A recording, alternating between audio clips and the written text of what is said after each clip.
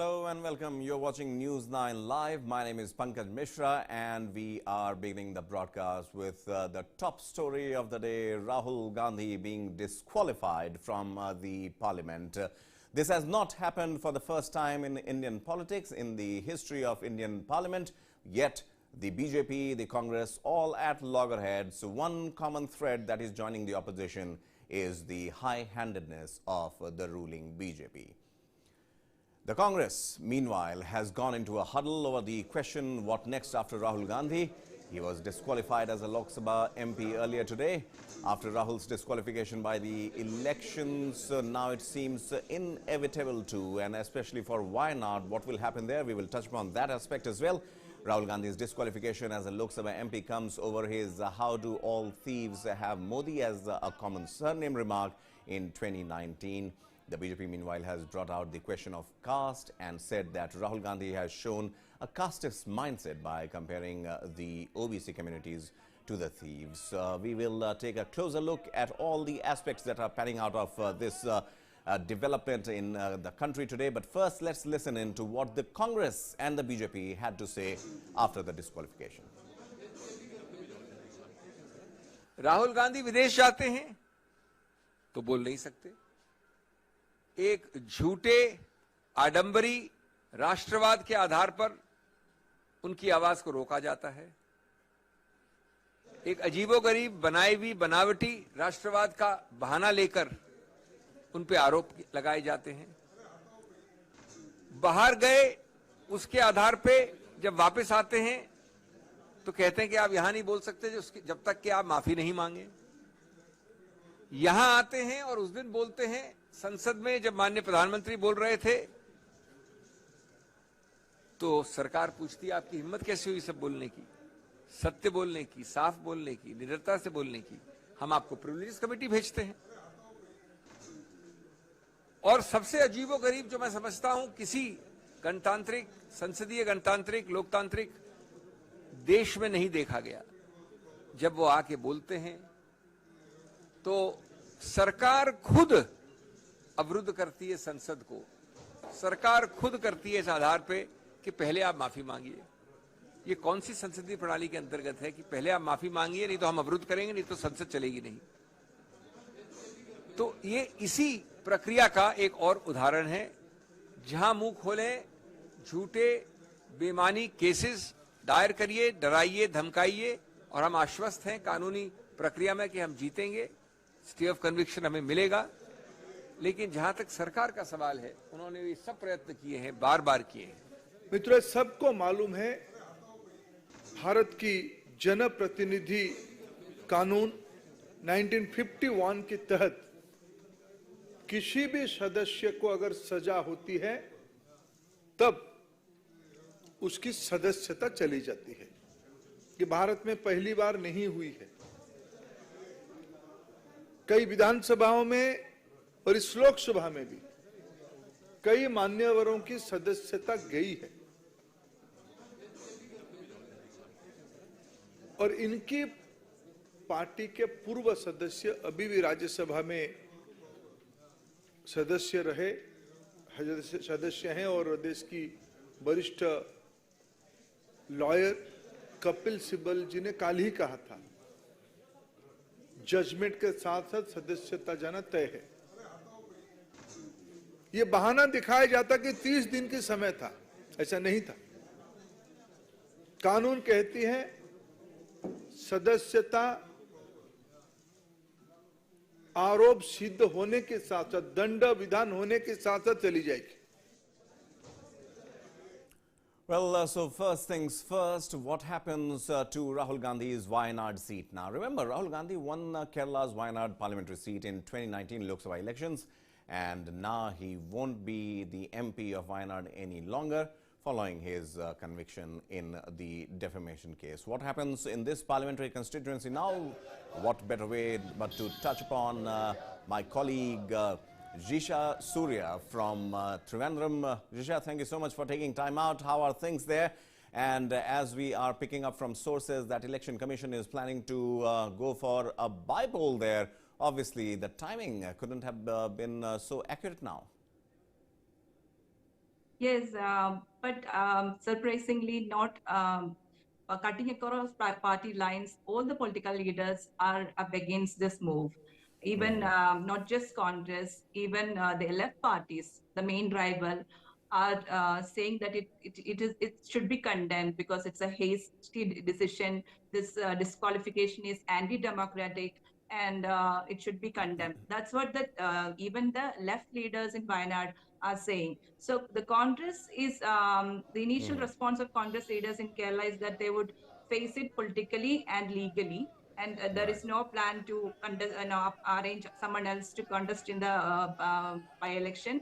They are planning to challenge this both politically and legally. And CPM also are saying that they have a difference of opinion with Rahul Gandhi, but this is not time for that. They say that this is a sign of a fascist government, and this Right. must be condemned and opposed because this is not a sign of a good democracy. That's what both Right. CPM leaders and Congress leaders are saying in from Wayanad. And even Right, Rishabh. Kerala CM Pinarayi Vijayan has condemned this, and he True. said that this is an attack against democracy, and it should be all the parties should come together. Senior Congress leader A.K. Antony too said that this is not just a issue of Congress or Rahul Gandhi alone. It shows that it is a time to think whether democracy would exist in the country. Or not. Yes, absolutely, Risha. And also, not just the political circle, but we saw Congress supporters and supporters cutting across political lines also took to the streets. And we are playing the visuals also of acrimonious scenes on Kerala's streets, people holding the flags and then chanting anti-government slogans in support of Rahul Gandhi. What is the situation today in Kerala all round? Yes, several Congress party leaders and even especially youth Congress leaders have carried out march. Yesterday also after this, the case results or the judgment came out, there were protests and it intensified today when the Lok Sabha secretary decided to disqualify him. And I think in the coming days, the protests will become more intense. And with Right. also with the support of left, this is going to be a major political controversy in the coming days. Right. Risha, one final question before I shift focus to our other guests also who are joining the broadcast. Lakshadweep MP, Mohammad Faisal, his name also is popping up on the parallels that are being drawn. How is the political fraternity as of now reacting to that, particularly in Kerala? Yes, a similar kind of situation happened to Mohammad Faisal in January when he was convicted in a 2019 attempt to murder case. So it is both are two different cases. That was an attempt to murder case, and this is a criminal defamation case. Right. But then a court in Lakshadweep convicted him for a 10-year jail term. But he immediately and within 2 days, the Lok Sabha Secretariat disqualified him. And within a week, the election commission announced that there will be by-election in Lakshadweep. Right. So immediately, Faisal appealed against this at the Kerala High Court, which incidentally took a very, a rare stand. Without going to the merits of this case, the court said that the court cancelled both the conviction and sentence of Faisal, and it cited two reasons for this. One is that the by-election would cost a lot of money, and that burden will be on the Right. normal people, common people. And the second thing is that if another person is elected as MP, he or she will get less than 15 months to, that will be the tenure for the next MP. So it is a futile exercise. That's what the Right. court believed. And that was the only reason for cancelling the conviction and sentence of Mohammad Faisal. It is interesting to note that four persons, including Faisal, were convicted in that case, but the court didn't Right. consider the appeal of other three convicts. So it is Faisal's case was particularly considered because he is a people's representative, Right. and another by-election would be a futile thing Right, considering Risha. the So upcoming it's not just elections. right, Yes, absolutely. It's coming not in just 2020. down south in Kerala, but also from almost all the corners of the country, cutting across political lines. Various opposition leaders and political leaders have come out in support of Rahul Gandhi and have criticized. Let's listen in a few of the sound bites and then we shift focus to our panelists. Rahul Gandhi ji को लोकसभा की सदस्यता से बर्खास्त कर दिया गया है। जिस तरह से उन्हें उस मानहानि केस में फंसाया गया, मैक्सिमम सज़ा दी गई और 24 घंटे के अंदर उनकी लोकसभा की सदस्यता बर्खास्त कर दी गई, ये हमारे देश के लिए बहुत चिंता का विषय है। हम जुडिशरी का सम्मान करते हैं, लेकिन जो जजमेंट आया हम उसका समर्थन नहीं करते। ये बात कोई पहली बार नहीं हुई है। अगर आपको याद हो, जब से भारतीय जनता पार्टी की सरकार उत्तर प्रदेश में आई है, उन्होंने प्रशासन और सरकार का साथ लेकर के पहले तो झूठे मुकदमे लगवाए और कई ऐसे मौके आए हैं जहां पर प्रशासन ने और शासन ने मिलकर के समाजवादी पार्टी के कई सदस्यों की सदस्यता ली है। आप याद कीजिए, मोहम्मद आजम खान साहब, उनकी सदस्यता गई, उनके बेटे अब्दुल्ला, उनकी सदस्यता गई। इसी तरह समाजवादी पार्टी के जो सिटिंग एमएलएज हैं, उन पर केस लगाना, इरफान सोलंकी कानपुर, और एक अधिकारी बुलाया गया, बाहर से लाया गया, दूसरे प्रदेश के कैडर के अधिकारी को बुला करके ये निर्देश दिए शासन ने और सरकार ने। Well, Tehseen Poonawalla and Anurag Naidu are joining us on the broadcast. Tehseen, let me begin with you first. Obviously, what transpired today needs no introduction as of now, but looking at it from the BJP's point of view, at least some relief, do you believe? At least the BJP government has got in parliament, especially when Rahul Gandhi was firing in all cylinders when it came to the alleged Adani and Prime Minister Modi connection?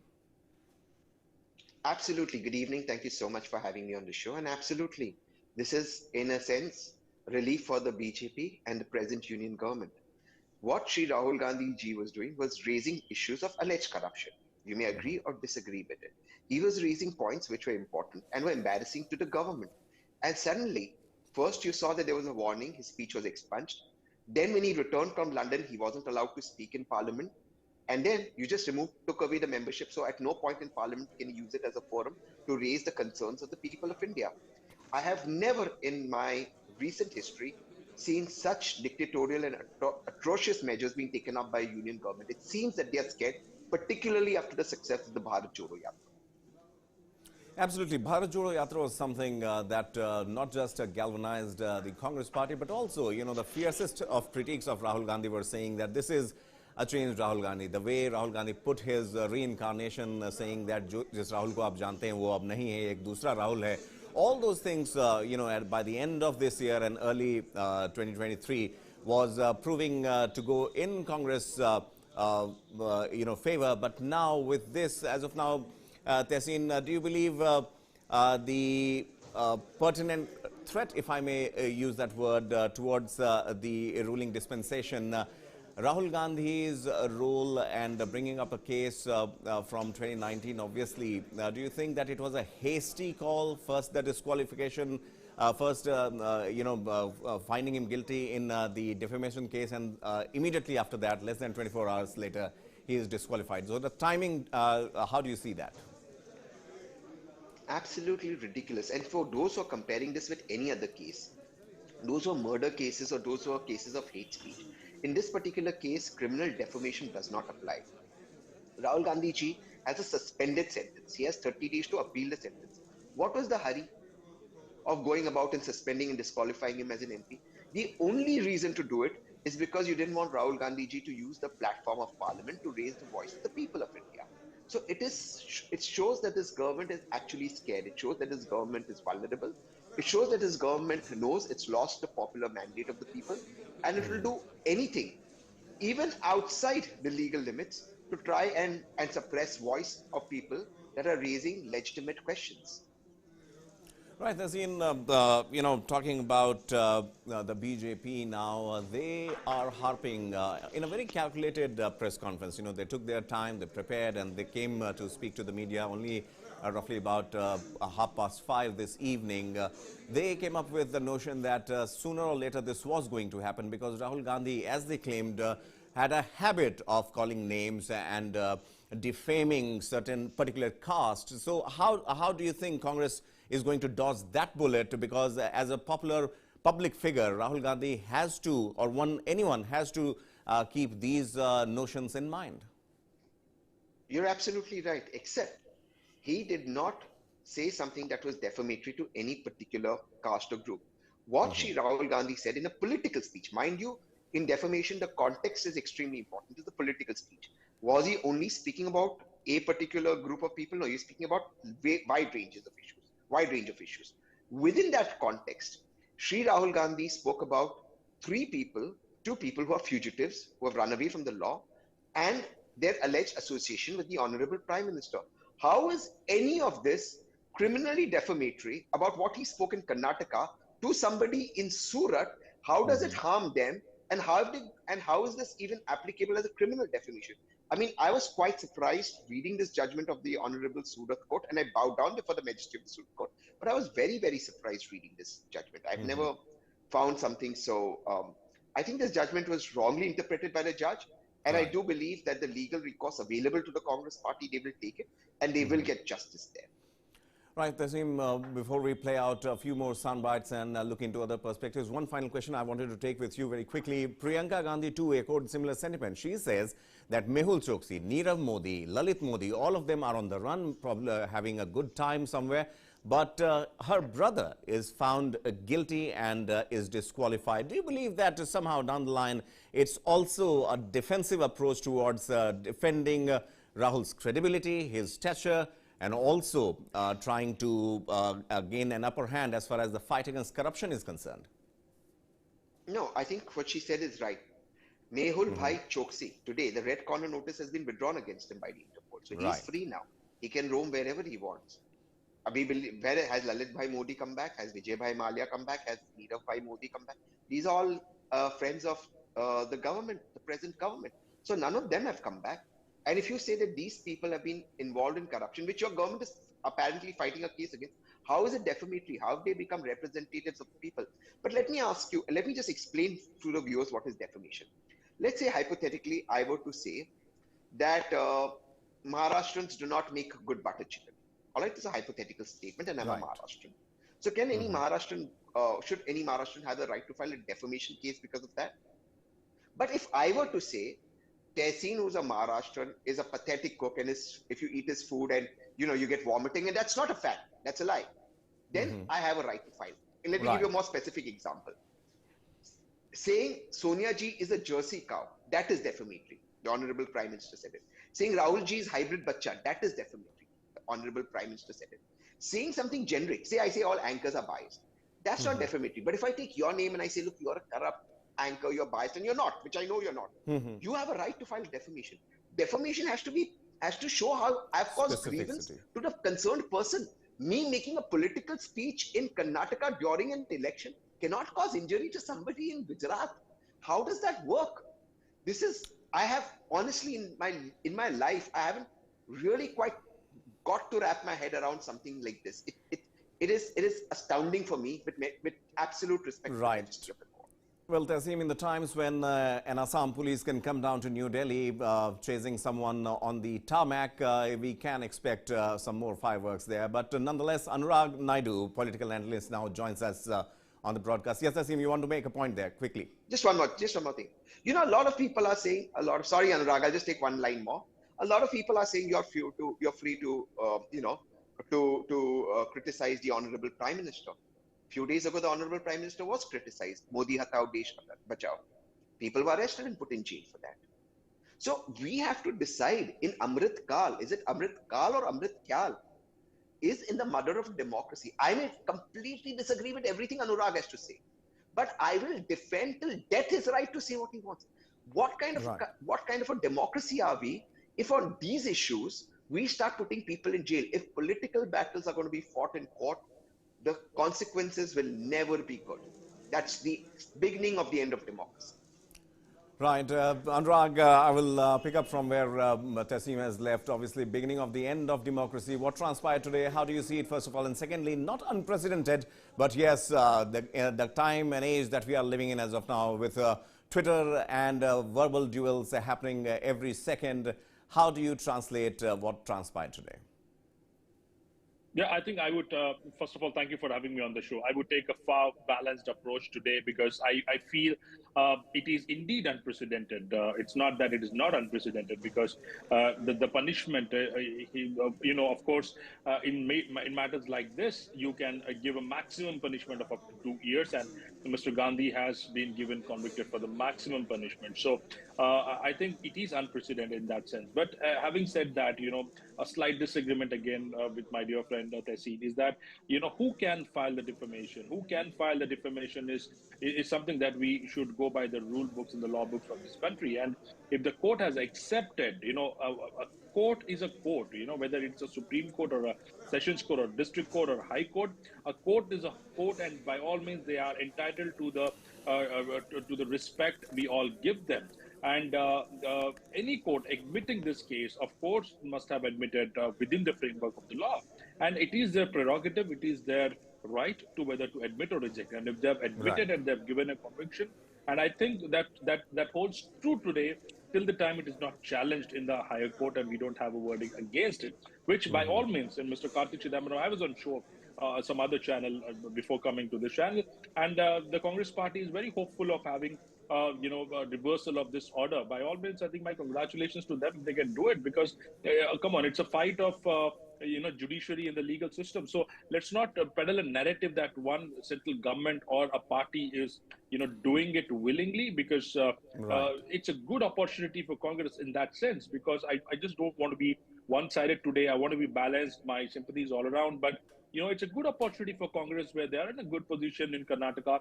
I don't know whether they win or not, but of course they have a good opportunity. And I think Mr. Gandhi has just completed his Bharat Jodo Yatra. I think let's read it positively. If the Congress party strongly believes that, against the merit of the judgment, which is a 130-page judgment in Gujarati, and they are so confident, so there is no need to be in panic and no need to be in chaos. You can, of course, be very happy about the fact that, yes, we have one more opportunity to bounce back and see. But to put it on the Prime Minister or on the party that is a dispensation and making it a personal fight and then trying to draw one parallel out of it, that is something which is, a bit unfortunate. And because I'll say why it is unfortunate is, Mr. Tassim, my friend has also mentioned, how does it matter? I'll tell you how does it matter. I was in another channel, like I said, if somebody, my name is Anurag Naidu, if somebody in Tamil Nadu or in Delhi, he says, मेरे घर पे चोरी हुई है, चोर का नाम है सम नायडू, और सारे नायडू पता नहीं क्यों ऐसे करते हैं.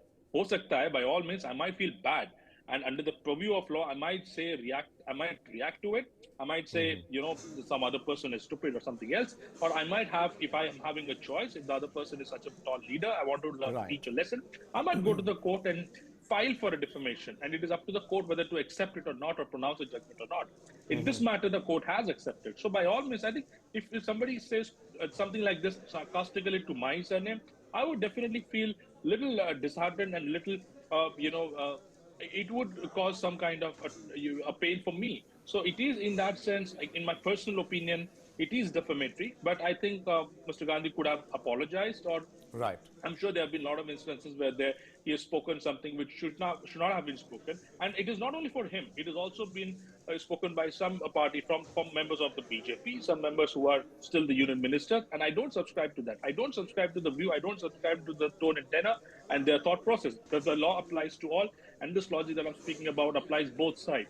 But what I'm telling is, people of that stature, who has a national importance, who has a national stature, who is leading a party, should be more calculative in putting out their statements, because these kind of things can happen again and again. Yes, Anurag, you have made your point clear, obviously, and I would like to ask Tassim on one question. What has happened today, the Congress party is in the huddle. Obviously, AICC is a buzzing place right now, and all the party members, senior leaders are also there. Tassim, a few months ago, when Arvind Kejriwal's first minister was jailed, and then later on Deputy Chief Minister also Manish Sisodia was put in jail a few weeks ago. At that particular point of time, it was also noted that Congress has maintained a stoic silence because Aam Aadmi Party was crying hoarse about the high-handedness of the ED and the government institutions. But at that time, Congress did not maybe reacted in a manner which Aam Aadmi Party would have, or any party would have thought of. But now we see support pouring in for Rahul Gandhi for Congress from all across, from down south Kerala to Andhra Pradesh to Telangana and other states as well. Where does it leave Congress as of now? Do you think that the opposition is galvanizing, or is it just a moment, a heat of moment that people are reacting to it? No, I mean, that's a political question. It's how the Congress encashes it. And to that, I agree with Anurag, because the Congress is definitely at this moment winning Karnataka. So how does the Congress take it and how does it build momentum for me? I think that is the most important question. That's the first one for Congress. But what happens with regards to the future? I think whatever side of the divide we are, one thing that has to be certain is, you can feel bad about something. You can even say a statement is irresponsible, cannot be made. You could even say it's trivial. But should that entitle jail, and should somebody be disqualified as an MP? Now, let me give you the other side to this. In my case, the Supreme Court in Tehseen Poonawalla versus Union of India has given absolute stringent guidelines and for a law to be made with regards to hate speech leading up to mob violence. The government's not done that. It convicts nobody for hate speech. Repeatedly, people are making hate speeches. They're even rewarded. And we know that a particular political party seems to benefit from hate speech. Right. So why is it that something that is defamatory, perhaps it should have been civil, but made into criminal, is immediately someone is convicted, but not somebody who's making hate speeches? So I think these questions arise, and I think people have to come together. The country has to come together and ask these questions. That should the government have these kind of powers? Ultimately, the first three words in our constitution are we the people. We the people are supreme. Not I the prime minister, not I the president, not I the chief minister, not I the opposition. We the people. Can we the people and our voice be suppressed by any government? That is the question now. That is the question. Right, Tehseen, and also Anurag, talking about the possible scenarios that are emerging out of it as of now. As a curious political pundit, one would say that this might gain Rahul Gandhi or Congress that support, which had started to build up from Bharat Jodo Yatra. But for this to translate into Rahul becoming the centerpiece of the opposition to take on the BJP in 2024, do you believe, whether Rahul contests or not, that remains to be seen, but do you believe or see a possibility of that happening in the near future? Very difficult. I was on your channel yesterday, and pretty much the same line I took. And I was the one who said, I see all possibilities of him getting disqualified from the parliament. Whereas the anchors yesterday, both of them disagreed with me, and today we have this answer. And they said, BJP cannot do this mistake of disqualifying him from the parliament. I said, it is going to happen. And the reason for that, I believe, is BJP absolutely wants Rahul. They want to put Rahul in that space of, giving an option for the opposition to lead, under his pace, which is a big benefit for the BJP. And they have done their calculations. And let me put it this very straight. If you actually sit down, you've shown some parties aligning with the Congress on your screen. And I don't disagree. I absolutely disagree with that. Because it is, when you say alignment, you have to actually sit down and put on a paper in a practical sense. Tell me if there is an alignment in West Bengal with Mamata. Is there an alignment with NCP in Maharashtra, where now NCP is taking on the role of big brother, which is not going down very well with the top leaders of Maharashtra. And I'm sure Tehseen knows that very well. There is absolutely discomfort in you take with Congress relation with Shiv Sena. Although all might say they are aligned against BJP, that does not mean that they're officially in alliance of Congress. I challenge Mr. Aditya Thakur to say that they are in alliance with Congress. So there are challenges with Congress everywhere, including Aam Aadmi Party. Tell me one party with which they're comfortable going into the election except DMK. So practically speaking, if you throw Rahul as a face and you say, come on, now because Rahul is a scapegoat, he has been disqualified, now he's good enough to become the face of whole opposition, which will not go down well with opposition. and there will be opposition will be fractured. It is a very fragile setup. It will become, because today's opposition, they are regionally very strong. These regional parties hold their own might in their states. They want absolute autonomy in operating in their state, whether it is seat distribution or campaign strategy. So they are the easiest way to derail all these things, opposition coming together, is to throw a common consensus candidate, whether it's Rahul Gandhi or somebody else. So BJP's advantage, they have thrown Rahul Gandhi into the ring, which will turn out to be BJP's advantage. If you actually do your math, if you leave about Congress and if you only let the regional parties contest against BJP in their regional strongholds, by every possibility, BJP will not get even half of what they got today. The calculations will tell you absolutely the same thing. But only when you put a common consensus candidate, only when you impose a common consensus candidate, that's when the opposition will derail and there will be fractures. Right, and but that's exactly what BJP is trying to do here. Both you and I would agree, mathematics and calculation, statistics at times. So you're right when you say that as of now, the scenario might look different, but given come 2024, the kind of calculations, the kind of samikaran, as they say in Hindi, would come up, and politics obviously makes strange bedfellows. That's what the saying goes. One final word from you, Tehseen, very quickly before we wind up this show. Obviously, the kind of situation that emerged today, Congress might look at it as a Black Friday, or do you see this as a redemption moment for Congress in general and Rahul Gandhi in particular? Politically, it's how you play it. So redemption or anything will happen how you play it politically. So personally, as a political analyst who sees the Congress very closely, I think they should have been more on the streets. They should have been a jail bharo andolan. They should have been taken to the streets. So they should have been more political activity. There will be a legal battle. But what I find very surprising is Faisal, another MP who we spoke about, who was disqualified. Even after his conviction has been set aside and his conviction stayed, the Lok Sabha speaker has not reinstated him as an MP. He's not done that. So Faisal's still not been reinstated. So this obviously is a selective targeting of Rahul Gandhi. The idea is not to let Rahul Gandhi come into parliament till 2024. The idea is to obviously then, in the next few days, send a notice, take away his house. So just harass him because he was gaining traction. So it is showing that the government is insecure. Whether an alliance happens or no, I understand that there will be differences, but there has to be a larger common goal, I think, based on which you could have an alliance. So this is a watershed moment for Indian politics. It depends upon how the Congress takes it forward. Right, so that's about it. The developments are transpiring thick and fast. Obviously, Congress is in a huddle. Thank you so much, Tehseen, and thank you so much, Anurag, for joining us today. Political analysts sharing their views on News9 Live. Obviously, something that Congress would quickly want to forget and chart their way out for the next coming few days.